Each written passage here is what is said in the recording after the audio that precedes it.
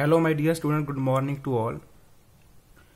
As you know that we have start your fifth chapter, Early Kingdoms, and most part we covered last day, and pending information we will cover today, like types of Mahajanpad. ਆਪਾਂ ਇਹਦੇ ਬਾਰੇ study ਕਰ ਲਿਆ ਸੀ, we have already studied about it, like as republic and monarch. Two types ਦੀਆਂ ਸੀਗੀਆਂ। Republic ਮਤਲਬ ਜੋ ਪਿੰਡ ਦੇ ਲੋਕਾਂ ਦੁਆਰਾ ਚਲਾਇਆ ਜਾਂਦਾ ਸੀਗਾ ਜਨਪਦ ਜਾਂ ਮਹਾਜਨਪਦ ਜੋ ਵੀ ਬੋਲੋਗੇ।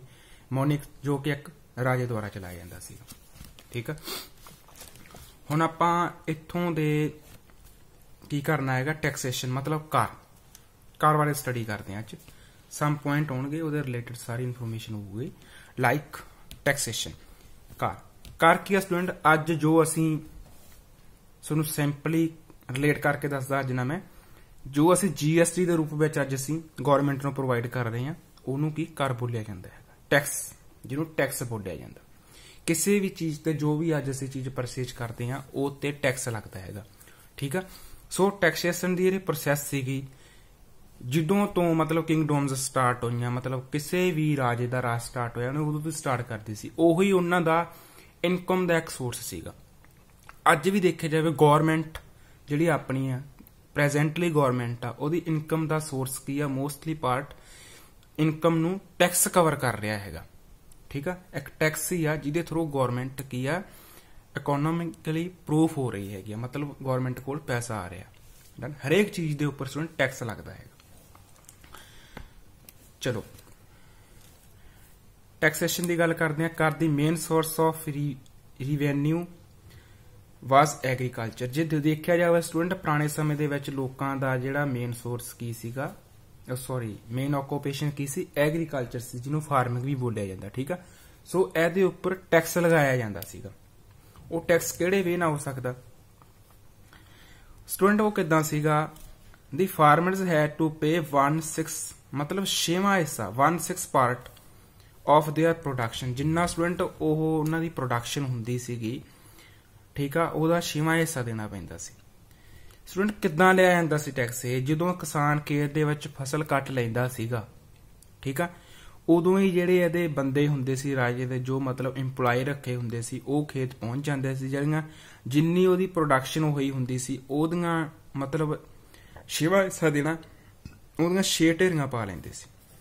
ਠੀਕ ਆ, ਜਿੰਨੀ ਹੋਈ ਆ ਉਹਨੂੰ 6 ਢੇਰੀਆਂ ਉਹਦੀਆਂ ਪਾ ਕੇ ਮਤਲਬ ਇੱਕ ਢੇਰੀ ਰਾਜੇ ਦੀ ਹੋ ਜਾਂਦੀ ਸੀ। ਮਤਲਬ ਟੈਕਸ ਦੇ ਰੂਪ ਵਿੱਚ ਉਹਨਾਂ ਨੂੰ ਫਾਰਮਰਸ ਨੂੰ ਦੇਣੀ ਪੈਂਦੀ ਸੀ, ਜਿਸ ਕਰਕੇ ਉਹਨਾਂ ਨੂੰ ਬਹੁਤ ਹੀ ਕ੍ਰਿਟੀਕਲ ਲਾਈਫ ਸਪੈਂਡ ਕਰਨੀ ਪੈਂਦੀ ਸੀ। ਕੁਛ ਵੀ ਨਹੀਂ ਸੀ ਬਚਦਾ ਉਹਨਾਂ ਨੂੰ। ਉਹਨੂੰ ਕੀ ਕਿਹਾ ਜਾਂਦਾ ਸੀ, ਜਿਹੜੀ ਇਹ ਪ੍ਰੋਸੈਸ ਸੀ, ਦਿਸ ਵਾਸ ਕਾਲਡ ਬਾਗ। ਇਹਨੂੰ ਬਾਗ ਕਿਹਾ ਜਾਂਦਾ ਸੀ, ਇਹਨੂੰ ਬਗਾਨ ਵੀ ਬੋਲਿਆ ਜਾਂਦਾ। ਇਸ ਤੋਂ ਇਲਾਵਾ ਅਪਾਰਟ ਫਰੋਮ ਦਿਸ, ਇਸ ਤੋਂ ਇਲਾਵਾ ਜਿਹੜੇ ਹੋਰ ਕਿੱਤੇ ਸੀਗੇ, ਆਕੂਪੇਸ਼ਨ ਸੀਗੇ, ਲਾਈਕ ਕਰਾਫਟਮੈਨ ਹੋ ਗਿਆ, ਲਾਈਕ ਕਾਰਪੈਂਟਰਸ ਆ ਗਏ, ਪੋਰਟਰਸ ਆ ਗਏ, ਟ੍ਰੇਡਰ ਆ ਗਏ, ਵਪਾਰੀ ਆ ਗਏ। ਇਦਾਂ ਸਾਰੇ ਲੋਕਾਂ ਨੂੰ ਕੀ ਸੀ, ਟੈਕਸ ਦੇਣਾ ਪੈਂਦਾ ਸੀ। ਗੌਰਮੈਂਟ ਨੂੰ ਟੈਕਸ ਪੇ ਕਰਦੀ ਸੀ।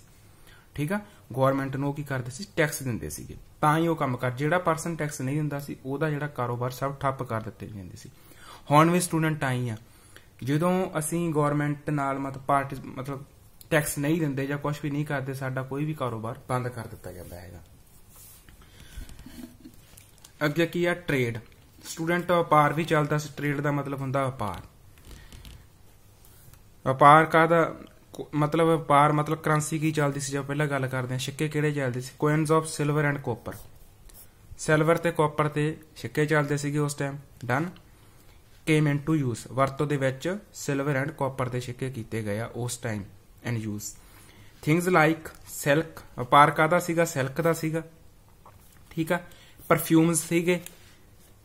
ਪਰਫਿਊਮਸ ਤੁਹਾਨੂੰ ਪਤਾ ਹੀ ਆ ਸਟੂਡੈਂਟ ਕੀ ਹੁੰਦਾ, ਆਈਵਰੀ ਸੀਗੀ, ਮਤਲਬ ਹਾਥੀ ਦੇ ਦੰਦ ਜਿਹਨੂੰ ਬੋਲਿਆ ਜਾਂਦਾ ਹੈਗਾ। ਡਨ, ਇਸ ਤੋਂ ਇਲਾਵਾ ਐਨੀਮਲਸ ਦਾ ਵੀ ਟ੍ਰੇਡ ਸੀਗਾ।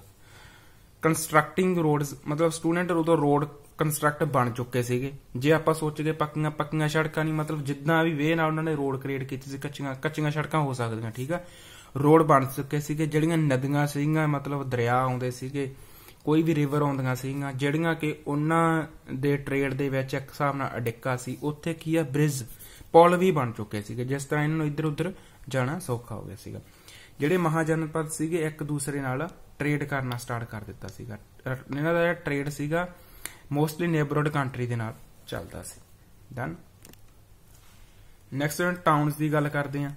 ਡਿਵੈਲਪਡ ਵਿਲੇਜ ਜਿਹੜੇ ਵਿਕਸਿਤ ਮਤਲਬ ਵੱਡੇ ਪਿੰਡ ਸੀਗੇ ਹੁਣ ਵੀ ਦੇਖਦੇ ਆ ਅਸੀਂ, ਠੀਕ ਆ। ਉਹ ਕੀ ਆ, ਕਨਵਰਟ ਇਨਟੂ ਟਾਊਨਸ, ਮਤਲਬ ਉੱਥੇ ਬਾਜ਼ਾਰ ਬਣ ਗਏ, ਉੱਥੇ ਆਰਟ ਐਂਡ ਕਰਾਫਟ ਦਾ ਸਾਰਾ ਕੰਮ ਹੋਣ ਲੱਗ ਗਿਆ, ਉਹ ਟਾਊਨ ਦੇ ਵਿੱਚ ਕਨਵਰਟ ਹੋ ਗਏ ਸੀਗੇ। ਦੀ ਸੈਂਟਰ ਆਫ ਟ੍ਰੇਡ, ਤੇ ਇੱਕ ਵਪਾਰ ਦਾ ਇੱਕ ਸੈਂਟਰ ਬਣ ਚੁੱਕੇ ਸੀਗੇ। ਐਂਡ ਕਰਾਫਟ ਵਰ ਆਲਸੋ ਟਰਨ ਇਨਟੂ ਟਾਊਨਸ, ਉੱਥੇ ਵਪਾਰ ਹੋਣਾ ਸਟਾਰਟ ਹੋ ਗਿਆ, ਉੱਥੇ ਨਵੀਆਂ ਚੀਜ਼ਾਂ ਕ੍ਰੀਏਟ ਹੁੰਦੀਆਂ ਸੀਗੀਆਂ, ਠੀਕ ਆ। ਉਹ ਕੀ ਸੀਗੇ, ਵਿਲੇਜ ਸੀਗੇ ਜਿਹੜੇ ਟਾਊਨਸ ਦੇ ਵਿੱਚ ਮਤਲਬ ਸ਼ਹਿਰਾਂ ਦੇ ਵਿੱਚ ਕਨਵਰਟ ਹੋ ਗਏ ਸੀਗੇ। ਟਾਊਨਸ ਲਾਈਕ ਜਿਹੜੇ ਮੋਸਟਲੀ ਫੇਮਸ ਸੀਗੇ ਉਸ ਟਾਈਮ ਲਾਈਕ ਅਯੁੱਧਿਆ, ਵਿਸ਼ਾਲੀ, ਉਜੈਨੀ, ਇਸ ਤਰ੍ਹਾਂ ਦੇ ਟਾਊਨ ਸੀਗੇ ਜ਼ਿਆਦਾ ਫੇਮਸ ਸੀਗੇ ਉਸ ਸਮੇਂ, ਠੀਕ ਆ। ਟਾਊਨਸ ਬਾਰੇ ਤੁਹਾਨੂੰ ਦੱਸਤਾ, ਠੀਕ ਆ। ਵਪਾਰਕ ਕੇਂਦਰ ਵੀ ਸੀਗੇ ਉਹਨਾਂ ਦੇ। ਇਸ ਤੋਂ ਇਲਾਵਾ ਹਰੇਕ ਚੀਜ਼ ਇੱਥੇ ਕ੍ਰੀਏਟ ਕੀਤੀ ਜਾਂਦੀ ਸੀਗੀ, ਠੀਕ ਆ। ਕੰਸਟਰਕਸ਼ਨ ਦਾ ਵਰਕ ਵੀ ਚੱਲਦਾ ਸੀ, ਇੰਡਸਟਰੀ ਵਗੈਰਾ ਵੀ ਕ੍ਰੀਏਟ ਹੋ ਚੁੱਕੀਆਂ ਸੀ। ਸੋਸਾਇਟੀ, ਸਮਾਜ ਦਾ ਗੱਲ ਕਰਦੇ ਹਾਂ, ਸੇਮ ਆ ਮੋਸਟਲੀ ਟਾਈਮ ਦੇ ਵਿੱਚ। ਜੇ ਸੋਸਾਇਟੀ ਦੀ ਗੱਲ ਕਰਦੇ ਹਾਂ ਸਟੂਡੈਂਟ, ਸੇਮ ਹੀ ਤੁਰੀ ਆਉਂਦੀ ਹੈ। ਲਾਈਕ ਇਹਦੇ ਵਿੱਚ ਸਟੂਡੈਂਟ ਕੀ ਹੈਗਾ, 4 ਵਰਨ ਸੌਰੀ ਸਟੂਡੈਂਟ ਤੇ ਵਰਨ ਲਿਖਿਆ, 4 ਵਰਨਸ ਦਾ ਕਾਸਟ ਕਹਿ ਸਕਦੇ ਹਾਂ ਵਿੱਚ ਵੰਡਿਆ ਹੋਇਆ ਸੀ। ਬ੍ਰਾਹਮਣ, ਕਸ਼ਤਰੀ, ਵੇਦ ਤੇ ਸ਼ੂਦਰ, ਠੀਕ ਆ। ਬ੍ਰਾਹਮਣ ਦੇ ਉੱਪਰ ਜਿਹੜੇ ਹਾਈਅਰ ਲੋਕ ਆਉਂਦੇ ਸੀਗੇ, ਹਾਈਅਰ ਰੁਤਬੇ ਦੇ, ਕਸ਼ਤਰੀ ਦੇ ਉਤਸੋ ਹੇਠ ਆ ਗਏ, ਇਹ ਚ ਨੋਰਮਲ ਪਰਸਨ ਆ ਜਾਂਦੇ ਸੀਗੇ। ਵੈਸ਼ ਦੇ ਵਿੱਚ ਸ਼ੂਦਰ ਦੇ ਵਿੱਚ 10 ਵਗੈਰਾ ਆ ਜਾਂਦੇ ਸੀ। ਉਹ ਸੇਮ ਆ, ਤੁਹਾਨੂੰ ਮੈਂ ਪਹਿਲਾਂ ਵੀ ਸਟੱਡੀ ਕਰਵਾਇਆ ਹੈਗਾ। ਨੈਕਸਟ ਕੀ ਸੀਗਾ, ਦੀ ਕਿੰਗਡਮ ਆਫ ਮਗਧ ਕਿੰਗਡਮ ਬਾਰੇ ਥੋੜਾ ਜਿਹਾ ਅਸੀਂ ਸਟੱਡੀ ਕਰਾਂਗੇ। ਮੋਸਟ ਪ੍ਰੋਮੀਨੈਂਟ ਮਤਲਬ ਕਿੰਗਡਮ ਜਿਹੜੀ most prominent Kingdom of this period, ਬਹੁਤ ਹੀ ਪ੍ਰਸਿੱਧ ਕਿੰਗਡਮ ਸੀਗੀ ਆਪਣੇ ਸਮੇਂ ਦੇ ਵਿੱਚ, ਉਸ ਟਾਈਮ ਦੇ ਵਿੱਚ। ਇਹ ਆਲਸੋ ਪਾਵਰਫੁਲ, ਬਹੁਤ ਜ਼ਿਆਦਾ ਪਾਵਰਫੁਲ ਸੀ। ਇਸ ਤੋਂ ਸ਼ੋਅ ਹੁੰਦਾ ਕਿ ਇੱਥੋਂ ਦੇ ਰਾਜੇ ਜਿਹੜੇ ਸੀਗੇ ਬਹੁਤ ਹੀ ਜ਼ਿਆਦਾ ਪਾਵਰਫੁਲ ਸੀਗੇ। ਉਹਨਾਂ ਨੇ ਕੀ ਸੀਗਾ, ਦੂਸਰਿਆਂ ਨਾਲ ਬੈਟਲ ਕੀਤੀਆਂ ਹੋਣਗੀਆਂ ਤੇ ਵਿਕਟਰੀ ਮਤਲਬ ਜਿੱਤੇ ਵੀ ਹੋਣਗੇ। ਲੋਕੇਟਡ ਔਨ ਦੀ ਗੰਗਾਟਿਕ ਬੇਸਿਨ ਹੁੰਦਾ ਮਤਲਬ ਗੰਗਾ ਨਦੀ ਦੇ ਕੰਢਿਆਂ ਤੇ ਬਸੀਆਂ ਹੋਈਆਂ ਸੀਗੀਆਂ, ਠੀਕ ਆ। ਇਦਾਂ ਦੀਆਂ ਜਿਹੜੀਆਂ ਰਿਆਸਤਾਂ ਸੀਗੀਆਂ। ਫਰਟਾਈਲ ਸੋਇਲ, ਉੱਥੋਂ ਦੀ ਜਿਹੜੀ ਮਿੱਟੀ ਸੀਗੀ ਫਰਟਾਈਲ ਸੀਗੀ। ਇਹ ਸ਼ੋਅ ਕਰਦੀ ਹੈ ਐਗਰੀਕਲਚਰ ਲਈ ਪ੍ਰੋਪਰ ਮਤਲਬ ਐਗਰੀਕਲਚਰ ਬਹੁਤ ਵਧੀਆ ਹੁੰਦੀ, ਉਹ ਖੇਤੀਬਾੜੀ ਚੰਗੀ, ਕ੍ਰੌਪਸ ਵਗੈਰਾ ਵਧੀਆ ਗਰੋ ਹੁੰਦੀਆਂ ਹੋਣਗੀਆਂ। ਨੈਕਸਟ ਕੀ ਆ, ਆਲ ਟੈਕਸਸ ਵਰ ਹਾਈ, ਕਿਉਂਕਿ ਸਟੂਡੈਂਟ ਜਿੱਥੇ ਮਤਲਬ ਪ੍ਰੋਡਕਸ਼ਨ ਆ ਉੱਥੇ ਟੈਕਸ ਵੀ ਹਾਈ ਹੋਣੀ ਆ, ਠੀਕ ਆ। ਉੱਥੇ ਟੈਕਸ ਵੀ ਹਾਈ ਸੀਗੇ। ਡਿਪੋਸਟ ਆਇਰਨ ਓਰ, ਜਿਹੜਾ ਕੱਚਾ ਲੋਹਾ ਇੱਥੋਂ ਦੂਸਰੀਆਂ ਮਤਲਬ ਕਿੰਗਡਮਸ ਨੂੰ ਸੈਂਡ ਕੀਤਾ ਜਾਂਦਾ ਸੀਗਾ। ਸਪਲਾਈ ਟਾਈਮਬਰ, ਇਸ ਤੋਂ ਇਲਾਵਾ ਕੀ ਸੀਗਾ, ਟਾਈਮਬਰ ਮਤਲਬ ਹੁੰਦੇ ਆ ਸਟੂਡੈਂਟ ਵੱਡੇ ਵੱਡੇ ਦਰਖਤਾਂ ਦੇ ਜਿਹੜੇ ਟੰਬੇ ਹੁੰਦੇ ਨੇ ਟਾਈਮਬਰ ਬੋਲਿਆ ਜਾਂਦਾ। ਵੱਡੇ ਵੱਡੇ ਦਰਖਤ ਜਿਹੜੇ ਹੁੰਦੇ ਆ ਉਹ ਰੇਲਾਂ ਦੀਆਂ ਲੀਆਂ ਜਾਂ ਇਦਾਂ ਦਾ ਕੋਈ ਵੀ ਫਰਨੀਚਰ ਦੇ ਵਰਕ ਵਿੱਚ ਉਹ ਕੰਮ ਆਉਂਦੇ ਸੀਗੇ। ਐਂਡ ਐਲੀਫੈਂਟਸ ਕਾਹਦੇ ਲਈ ਸੈਂਡ ਕੀਤੇ ਜਾਂਦੇ ਸੀਗੇ ਅਦਰ ਕਿੰਗਡਮਸ ਨੂੰ, ਉਹ ਕੀਤੇ ਜਾਂਦੇ ਸੀਗੇ ਫॉर ਮਿਲਟਰੀ ਦੇ ਯੂਜ਼ ਲਈ ਕੀਤੇ ਜਾਂਦੇ ਸੀਗੇ। ਲੜਾਈਆਂ ਦੇ ਵਿੱਚ ਮੋਸਟਲੀ ਫਸਟਲੀ ਵਾਰਸ ਦੇ ਵਿੱਚ ਐਲੀਫੈਂਟ ਯੂਜ਼ ਕੀਤੇ ਜਾਂਦੇ ਸੀਗੇ ਸਟੂਡੈਂਟ, ਠੀਕ ਆ। ਤੁਸੀਂ ਦੇਖਿਆ ਹੀ ਹੋਣਾ ਟੀਵੀ ਵਗੈਰਾ ਦੇ ਵਿੱਚ।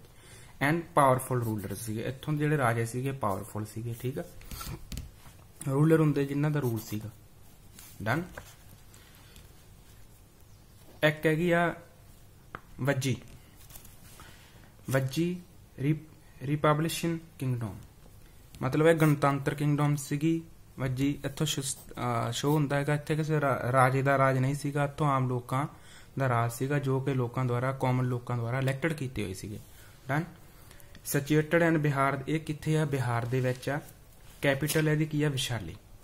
ਵੱਜੀ ਦੀ ਗੱਲ ਕਰਦੇ ਆ, ਬਿਹਾਰ ਦੇ ਵਿੱਚ ਆ। ਕੈਪੀਟਲ ਕੀ ਆ ਇਹਦੀ, ਵਿਸ਼ਾਲੀ ਆ। ਗੌਰਮੈਂਟ ਨੋਨ ਐਜ਼, ਇੱਥੋਂ ਦੀ ਜਿਹੜੀ ਗੌਰਮੈਂਟ ਆ ਨੋਨ ਐਜ਼ ਗਾਨਾ ਆਫ ਸੰਘਾ ਦੇ ਨਾਂ ਨਾਲ ਜਾਣੀ ਜਾਂਦੀ ਹੈ। ਗਾਨਾ ਆਫ ਸੰਘਾ ਦੇ ਨਾਲ ਇੱਥੋਂ ਦੀ ਗੌਰਮੈਂਟ ਜਾਣੀ ਜਾਂਦੀ ਹੈਗੀ ਆ। Decision was taken by people, ਆਪਾਂ ਨੂੰ ਮੈਂ ਪਹਿਲੇ ਸਟੂਡੈਂਟਸ ਨੂੰ ਦੱਸਿਆ ਇਹ ਰਿਪਬਲਿਕ ਕਿੰਗਡਮ ਹੈਗੀ। ਜਿਹੜੇ ਡਿਸੀਜਨ ਆ ਕਿਹਦੇ ਦੁਆਰਾ ਲਏ ਜਾਂਦੇ ਹੈਗੇ ਆ, ਲੋਕਾਂ ਦੁਆਰਾ ਲਏ ਜਾਂਦੇ ਆ। ਕਿਹੜੇ ਲੋਕ ਲੈਣਗੇ ਡਿਸੀਜਨ, ਜਿਹੜੇ ਲੋਕਾਂ ਦੁਆਰਾ ਰਿਪਰੈਜ਼ੈਂਟੇਟਿਵ ਆ, ਚੁਣੇ ਹੋਏ ਆ, ਠੀਕ ਆ, ਇਲੈਕਟਡ ਕੀਤੇ ਹੋਏ ਆ ਕਾਮਨ ਲੋਕਾਂ ਦੁਆਰਾ। ਕੋਈ ਵੀ ਮਤਲਬ ਸਟੂਡੈਂਟ ਪ੍ਰੋਬਲਮ ਕ੍ਰੀਏਟ ਹੁੰਦੀ ਸੀਗੀ ਤਾਂ ਇੱਥੇ ਕੀ ਕਰਦੇ ਸੀ, ਅਸੈਂਬਲੀਜ਼ ਵਗੈਰਾ ਕ੍ਰੀਏਟ ਕੀਤੀਆਂ ਜਾਂਦੀਆਂ ਸੀ। ਕੋਈ ਵੀ ਰੂਲ ਕ੍ਰੀਏਟ ਕਰਨ ਲਈ ਜਾਂ ਕਿਸੇ ਨੂੰ ਵੀ ਕੋਈ ਕ੍ਰਾਈਮ ਕਰਦਾ ਹੈਗਾ ਜ਼ੁਲਮ ਦੇਣ ਲਈ ਜਾਂ ਕਿੱਦਾਂ ਵੀ ਮਤਲਬ ਉਹਨੂੰ ਸਜ਼ਾ ਦੇਣ ਲਈ ਕੀ ਕੀਤੇ ਜਾਂਦੇ ਸੀਗੇ, ਅਸੈਂਬਲੀਜ਼ ਕ੍ਰੀਏਟ ਕੀਤੀਆਂ ਜਾਂਦੀਆਂ ਸੀਗੀਆਂ ਫॉर ਐਨੀ ਪਰਪਸ, ਕਿਸੇ ਵੀ ਉਦੇਸ਼ ਲਈ, ਠੀਕ ਆ।